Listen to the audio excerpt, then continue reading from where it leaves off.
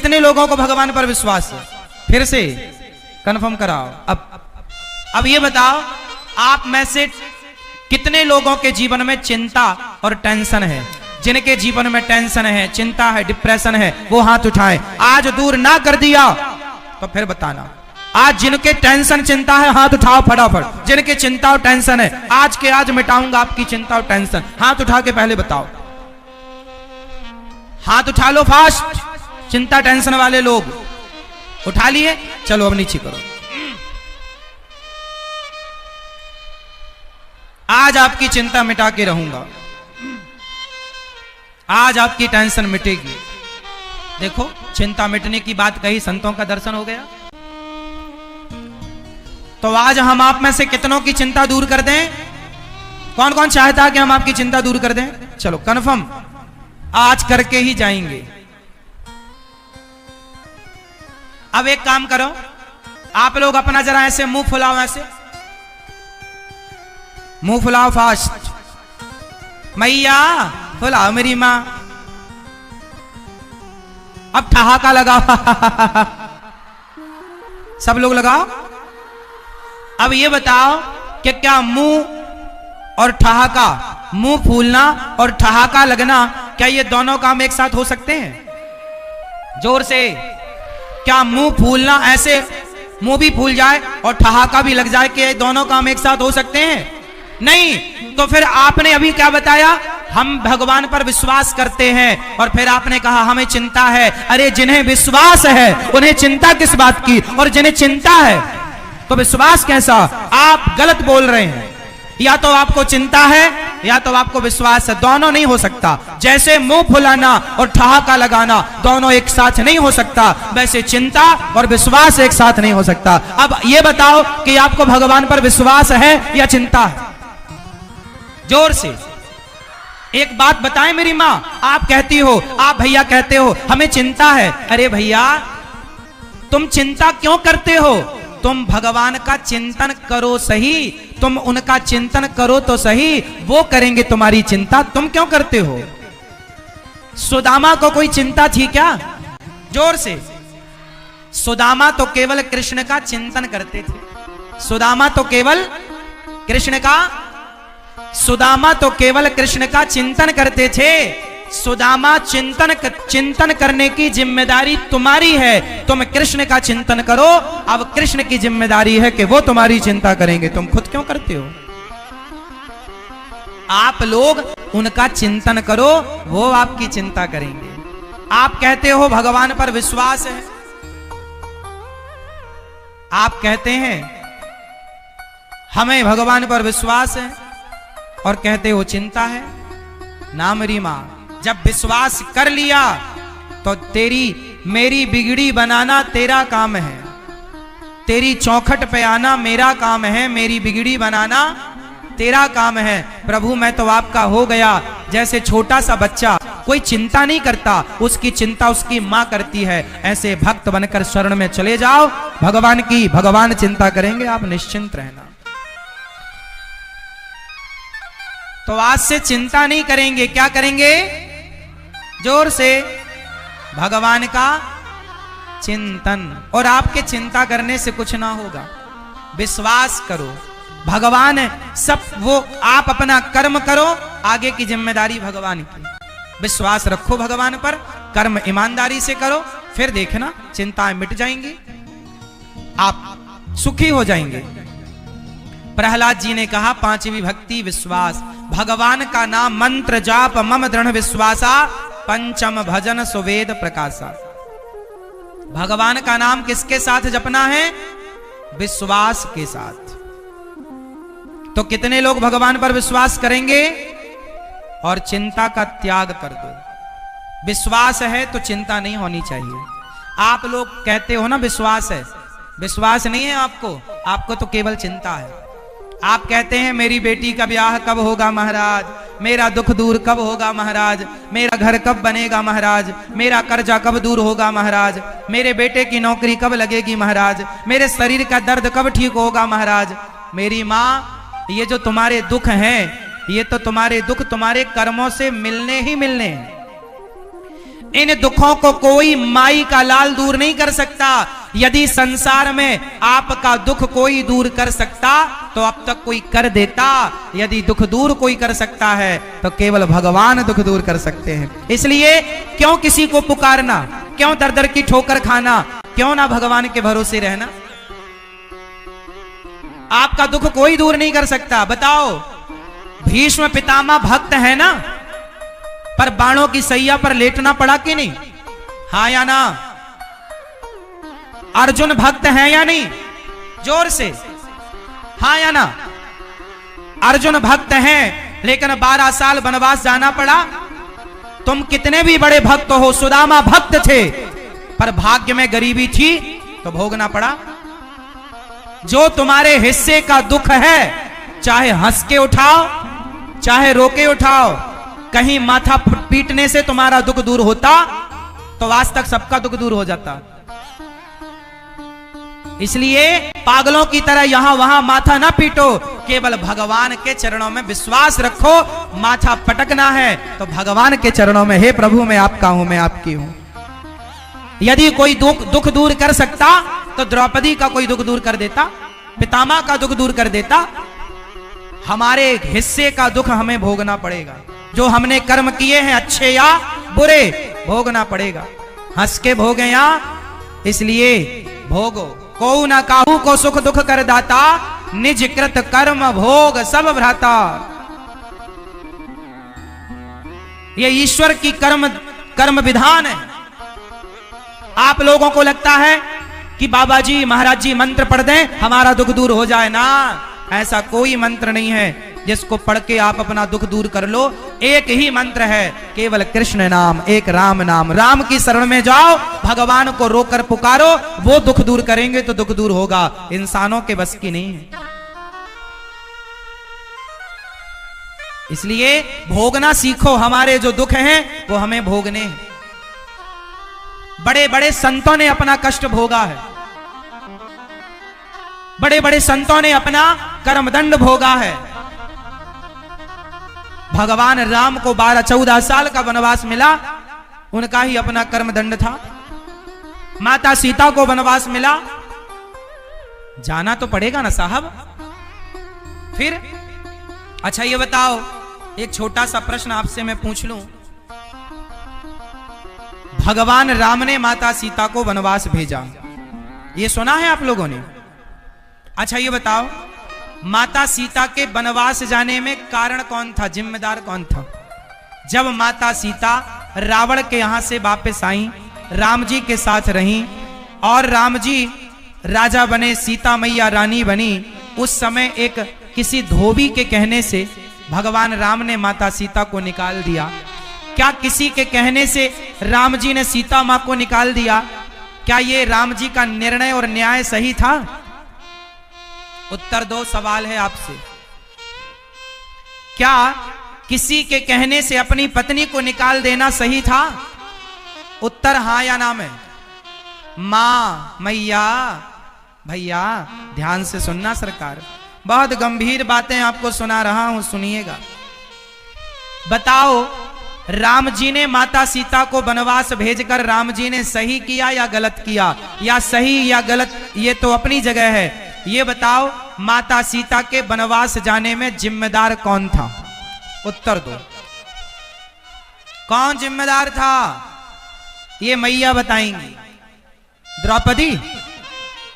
कौन द्रौपदी? धोबी? बताओ, माता सीता के वनवास जाने में जिम्मेदार कौन था? ये मैया कह रही हैं वो धोबी जिम्मेदार था।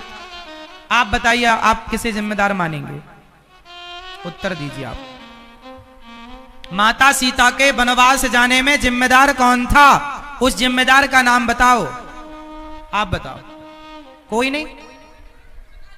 ऐसा कैसे हो सकता है कि कोई जिम्मेदार ना हो? धोबी? कौन? उर्मिला? आप बताओ, मैया आप बताओ। चलो भैया लोग बताएंगे। कौन? माता सीता? ये मैया बताएंगी। इस तरफ की मैया बताओ। मैया टाटा। बताओ मेरी माँ,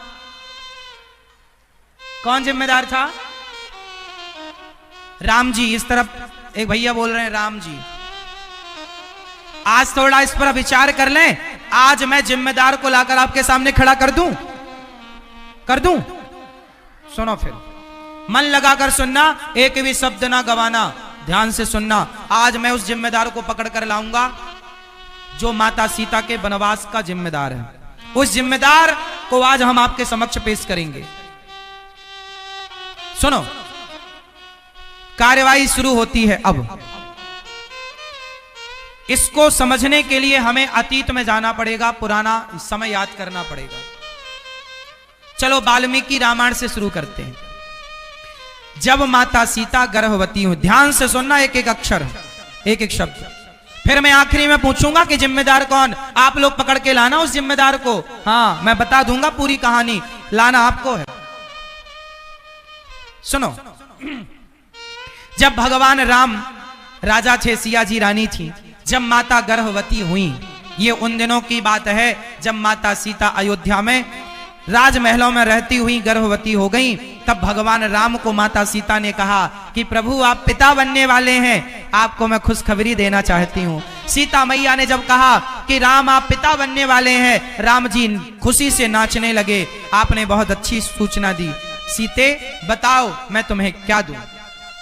रघुकुल रीति सदा चली आई, आज जो मांगोगी आज तुम्हारा राम तुम्हें देगा। माता सीता ने कहा राम यदि आप मुझे देना चाहते हैं, जब सीता माँ गर्भवती थी तो उन्होंने राम जी से मांगा। क्या मांगा? राम जी ने कहा कुछ मांग लो। सीता माँ ने मांगा कि जब आप देना ही चाहते हैं तो आप मुझे वनवास दे दीजिए। सीता मैया ने मांगा। क्यों? सीता मैया ने कहा कि मेरे जो बच्चे हैं यदि वो संतों की कुटिया में जन्म लेंगे तो संतों के संस्कार बच्चों पर आएंगे, इसलिए मैं संतों के आश्रमों में अपने बच्चे को जन्म देना चाहती हूं, ये राजमहलों में जन्म नहीं देना चाहती। ये बात किसने कही थी? माता सीता ने। कहां लिखी है ये बात? वाल्मीकि रामायण में ये बात लिखी है। माता सीता ने खुद कहा राम जी से कि मुझे संतों के आश्रमों में अपने पुत्र को जन्म देना, ताकि हमारे बच्चे के संस्कार कैसे हो? संतों जैसे। ये माता सीता ने। अब दूसरी बात पर आते हैं। जब राम जी ने माता सीता से सुना कि वनवास मांग रही है माता सीता, तो राम जी चुप कर गए, कुछ नहीं बोला। कुछ दिन बाद एक आवाज सुनाई पड़ी। एक धोबी की पत्नी अयोध्या में काम करने आती थी। रात्रि को वो एक केवट के यहां पर रात्रि को रुक गई, क्योंकि केवट नाव से पार नहीं लगा सकता था, पानी गिर रहा था। सवेरे जब धोबी की पत्नी गई तो धोबी भाई ने कहा कहां थी रात भर? बोली पानी गिरने लगा, नाव रात को चल नहीं सकती थी तो मैं कुटिया पर रुक गई, केवट भैया की कुटिया पर, उनकी पत्नी के संग में थी। धोबी बोला मैं कोई राम थोड़ी हूं जो पराये पुरुष के पास पत्नी रहे और उसे स्वीकार कर ले, मैं तुम्हें स्वीकार नहीं करूंगा। लो भैया, राम पर ये उंगली उठनी स्टार्ट हो गई। ये बात जब माता सीता और राम जी तक आई तो राम जी ने कुछ निर्णय लिया। सारी अयोध्या में एक आवाज थी कि सीता मैया रावण के पास रहकर आई हैं, ये अयोध्या की महारानी बनने के लायक नहीं है। लोगों ने कहा क्या इन्होंने परीक्षा दी, अग्नि परीक्षा दी? लोगों ने बताया कि लंका से आते समय दी थी। लोगों ने कहा हमने थोड़ी देखी थी। अब लो भैया, अब राम जी धर्म संकट में आ गए। राम जी केवल सीता मां के पति नहीं थे, राम जी अयोध्या के राजा थे। और आपसे एक सवाल पूछूंगा, राजा का धर्म क्या है? प्रजा की बात मानना या परिवार की बात मानना? जोर से। राजा का धर्म है प्रजा की बात मानना। तो राम जी ने प्रजा की बात मानी और सीता मां को कहा कि आपने तो बोला ही था कि मुझे वनवास जाना है, तो आपका भी काम हो जाएगा, आपका भी वचन पूरा हो जाएगा और प्रजा की भी संतुष्टि हो जाएगी। सीता वही करो जिससे प्रजा का हित हो। तब सीता मां ने स्वयं ने निर्णय लिया और राम जी ने कोई वनवास में छोड़ा नहीं था। प्रॉपरली लेकर लक्ष्मण जी गए और प्रॉपर श्री वाल्मीकि जी के आश्रम में छोड़कर आए। और ये वाल्मीकि जी के आश्रम में सीता मैया 14 वर्ष के वनवास के दौरान भी रह चुकी थी। वहां का अनुभव था माता सीता को। तो ये माता सीता का वनवास, इसमें राम जी क्या जिम्मेदार हैं? राम जी की प्रजा कह रही है, तो राजा का धर्म है प्रजा की बात सुनना, और राम जी ने वही किया। अब जो सबसे गहरा कारण है, ये कारण तो आप सब जानते ही थे जो मैंने बताए, आपसे ये कोई छिपा नहीं था, मैंने कोई नई बात नहीं बताई। अब मैं वो बताने जा रहा हूं जो शायद आप में से कुछ लोग ही जानते हैं। आज मैं चाहूंगा कि भिंड के सारे लोग वो बात जाने, वो रहस्य जाने जो रहस्य जानने योग्य है। अब वो रहस्य मैं आपको बता रहा हूं जो आपको जान लेना चाहिए। माता सीता के वनवास का जो सबसे ठोस कारण था, वो सबसे ठोस कारण मैं देने जा रहा हूं, ध्यान से सुनिएगा। आप सब जानते हैं कि जब रावण मरा, जब रावण मरा तो राम जी से मिलने लंका में दशरथ जी आए थे। ये बात कितने लोग जानते हैं? रामचरितमानस में ये बात लिखी है, स्पष्ट लिखी है कि जब रावण मरा तो अयोध्यापति श्री दशरथ जी स्वर्ग से राम जी से मिलने आए और राम जी से कहा, राम मैं तुम्हारी मर्यादा और तुम्हारे धर्म से प्रसन्न हुआ, कुछ मांग लो बेटा। राम जी ने कहा, मैं कुछ नहीं चाहता, पिताजी आप कहो तो मैं आपको जीवित कर सकता हूं। दशरथ जी बोले, मैं जीवन नहीं लेना चाहता बेटा, अब मैं तुझे राजा बनता हुआ देखना चाहता हूं, लेकिन एक छोटा सा मेरा काम कर देना मेरे राम। क्या काम पिताजी? दशरथ जी ने कहा, मेरी अभी 2000 साल उम्र बाकी है। दशरथ जी कोई अपनी मृत्यु से थोड़ी मरे थे, वो तो राम के वियोग में मरे थे। अभी दशरथ जी की उम्र कितनी बाकी थी? जोर से 2000 वर्ष। तो दशरथ जी ने राम जी से कहा, हे रघुनंदन मेरी 2000 साल उम्र तुम ले लो। और तब से कहावत चालू हो गई कि मेरी उम्र तुम्हें लग जाए। आप जिससे अत्यधिक प्रेम करते हो, आप उससे क्या कहते हो कि मेरी उम्र तुम्हें लग जाए। सबसे पहले किसने किसको अपनी उम्र दी? तो दशरथ जी ने अपनी 2000 साल की उम्र राम जी को दी। सबसे पहले दशरथ जी ने उम्र दी। अब दशरथ जी चले गए। चलो बताओ, राम जी इस धरती पर कितने साल उन्होंने राज्य किया? राम जी का शासन काल, कार्यकाल कितने वर्षों का था? जोर से, नहीं जानते हो इतनी सी बात? भगवान राम ने इस धरती पर 11,000 वर्षों तक राज्य किया। एक प्रमाण यह है, और दूसरा प्रमाण भागवत जी में लिखा है, राम जी ने 13,000 वर्षों तक राज्य किया। अब आप कंफ्यूज हो जाएंगे अभी कि 11 सही है कि 13, दोनों सही। मैं दोनों को सिद्ध करके बताता हूं, यही तो आपको समझाना था। सुनो, राम जी का कार्यकाल तो था 11,000 साल का, लेकिन पिता ने उम्र दे दी कितने साल? 2000। तो 11 और 2 13। तो राम जी ने 11,000 वर्ष तक तो अपना कार्यकाल किया, और जो 2000 वर्ष का राज्य था वो पिता का कार्यकाल पूरा किया, वो अपना नहीं था। इसलिए राम जी ने माता सीता को वनवास कब भेजा? जब राम जी सीता मैया के साथ 11,000 वर्षों तक तो साथ रहे। कितने साल साथ में रहे? 11,000 वर्षों तक। जब 11,000 वर्ष पूरे हो गए, तब राम जी को लगा अब तो पिता की आयु स्टार्ट हो गई, और पिता की आयु यदि चालू हो गई, पिता की उम्र चालू हो गई, पिता की सत्ता चालू हो गई, तो पिता की उम्र से राम जी अपनी पत्नी का स्पर्श करते तो मर्यादा बिगड़ जाती। बताओ बिगड़ती कि नहीं? पिता की आयु से यदि सीता मां का स्पर्श होता तो वो ससुर सीता का स्पर्श करते, ससुर बहू, तो मर्यादा बिगड़ती। इसलिए राम जी ने कहा कि अब पिता की आयु चल रही है सीते, अब मुझे पिता की आयु में रहना है, इसलिए आपका वनवास, इसलिए सीता मां को वनवास, क्योंकि वो पिता की आयु थी। और रही राम जी की बात, यदि राम जी को माता सीता पर कोई संदेह होता तो रावण के यहां जिस दिन आई थी माता सीता, उसी दिन राम जी त्याग देते। यदि राम जी को सीता मैया पर कोई डाउट होता तो राम जी उसी दिन त्याग देते जिस दिन रावण के यहां से आई हैं। क्या राम जी को सीता माता पर कोई संदेह था तो फिर उसी दिन त्यागते ना, फिर इतने दिन साथ में क्यों रहे? इसका मतलब राम जी को सीता पर कोई माता सीता पर कोई संदेह? ये तो समाज है साहब। इसलिए आप लोग कहते हो ना लोग क्या कहेंगे, कहने वालों ने तो माता सीता को भी कहा, इसलिए परवाह ना किया करो कि लोग क्या कहेंगे। लोग तो कहने ही बैठे हैं, आप तो अच्छा काम करते रहो, लोग कहने ही बैठे हैं। लोगों ने तो माता सीता को भी कहा है, कहने वालों ने तो माता सीता को भी नहीं छोड़ा। एक छोटा सवाल करूंगा यहां मैं आपसे, एक बात बताओ कि रावण ने जिन सीता मां को चुराया वो सीता मां कौन थी? क्या असली सीता मां को चुराया या छाया सीता को चुराया? रावण ने सीता मां को चुराया, तो असली सीता मां को चुराया कि छाया सीता को चुराया? आप बताओ। असली? सब बोलो। क्या असली सीता को रावण ने चुराया था? तो बताओ उस समय असली सीता मां कहां थी? अग्नि में वास कर रही थी। और वो जो छाया सीता थी वो कौन थी?